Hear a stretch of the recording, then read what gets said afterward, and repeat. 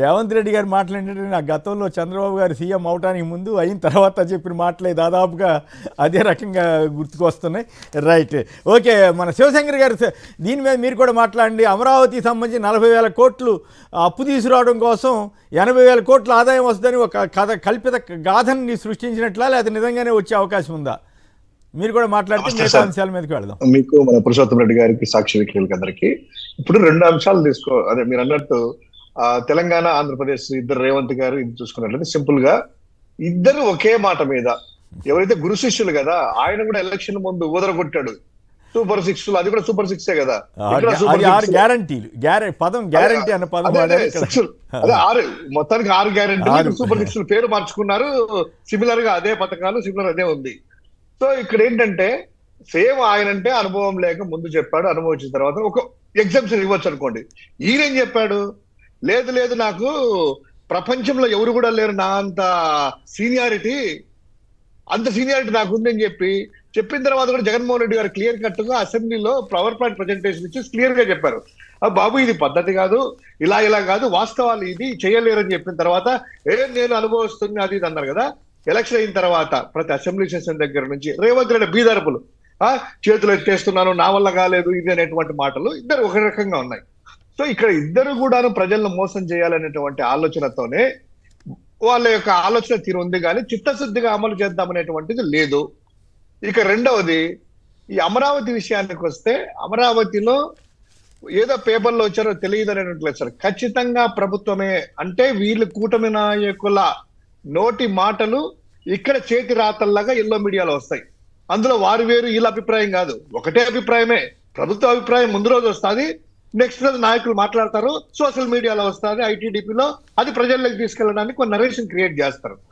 So ఇప్పుడు వాళ్ళు చెప్పినట్టు సెల్ఫ్ సస్టైన్ ఆర్గనైజేషన్ అయితే అసలు ఈ 40,000 కోట్లు అనేటువంటిది అయితే ఉంది కదా, ఇప్పుడు 15,000 కోట్ల ప్రపంచ బ్యాంకు కావచ్చు, లేదా హడ్కోజ్ నుంచి 11,000 కోట్లు కావచ్చు, ఇతర ఆ రుణాలు అవసరం లేదనేటువంటిది మనం మొదటి నుంచి మొత్తుకుంటున్నాం. కానీ ఇప్పుడు అలా కాదని చెప్పి ₹1 అవసరం లేదని అన్నారు.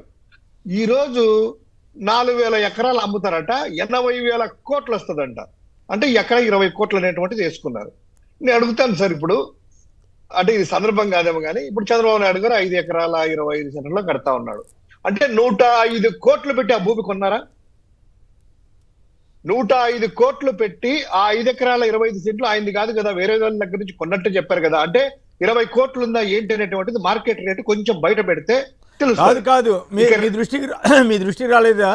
ఆయన 7,500 గజం చొప్పున కొన్నారని చెప్పి వాళ్ళ పేపర్లోనే రాసినట్టు నాకైతే గుర్తు.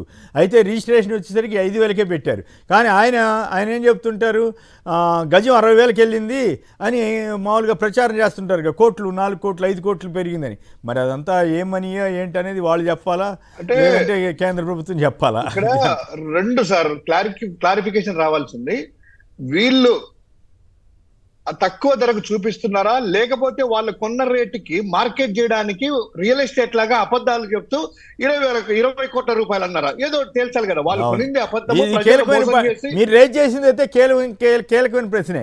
ఏమని, చంద్రబాబు గారు 20 కోట్లకు ఎకరం అంటే 100 కోట్లకు పెట్టి కొన్నారా అనే ప్రశ్నకి సమాధానం రాసి ఉంటే వాళ్ళు ఒప్పుకోవాల్సిందే. బాగా మంచి ప్రశ్న వేశారు. అదే 5 ఎకరాల 25 సెంట్లు 105 కోట్లు అవుతుంది. 105 కోట్లు పెట్టుకున్నారా, లేకపోతే వాళ్ళు చెప్పినట్టు 5,000 గజం ఉన్నప్పుడు దగ్గర అది ₹1 కోటి 2 కోట్లకి వెళ్తుంది కదా.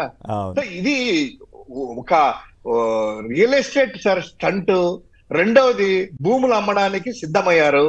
4,000 ఎకరాలుగా ఇప్పుడు అదనంగా సేకరించే భూమి కూడా రాజధాని కోసం కాకుండా విచ్చలవిడిగా అమ్ముకోవాలి, అమ్మి దాన్ని సొమ్ము చేసుకోవాలి, అప్పుడు సెల్ఫ్ సస్టైన్ అన్నారు కదా. రాజధాని సెల్ఫ్ సస్టైన్ కాదు, వీళ్ళు సెల్ఫ్ సస్టైన్ గా ఆ డబ్బులతో వీళ్ళు సెల్ఫ్ సస్టైన్ అవుతారు వాళ్ళు పెట్టింది. సో ఆ విధంగా ప్రజల్ని మోసం చేయడమే తప్ప ఎక్కడ సార్ బోర్డులు పెట్టుకొని అని తిరుగుతా ఉన్నారు. ఎవరు కనిపించినా కూడా ఏమంటే ఎవరున్నారన్న అడిగే వాళ్ళు లేరు, ఎవరు కొనేవాళ్ళు. ఆ డిమార్ట్ దగ్గరికి ఆడికెట్కి వెళ్తే పాంప్లెట్ పెట్టుకొని సార్ ఇది తీసుకుంటారంటే ఏం రా బాబు అంటే ఎంత రేట్ అంటే ఏదో సార్ మా వాళ్ళు 15,000 అని చెప్తారు, కానీ ఆడ 2,000కి వస్తుంది సార్, లేదా 5,000కి వస్తుంది సార్. ఎవరు కొనేవాళ్ళు లేరు సార్. ఇది వాస్తవ పరిస్థితి. దానికి మళ్ళీ ఈ మభ్య పెట్టడం ఎందుకు సార్? ప్రజలు ఇప్పటికే మోసపోయారు పాపం, ఇప్పుడే అన్యాయం అయిపోయారు. వాళ్ళ జన్మ హక్కుగా వాళ్ళు కొంతమంది మార్చుకుంటున్నారు, దాన్ని మనం ఏం చేస్తాం కానీ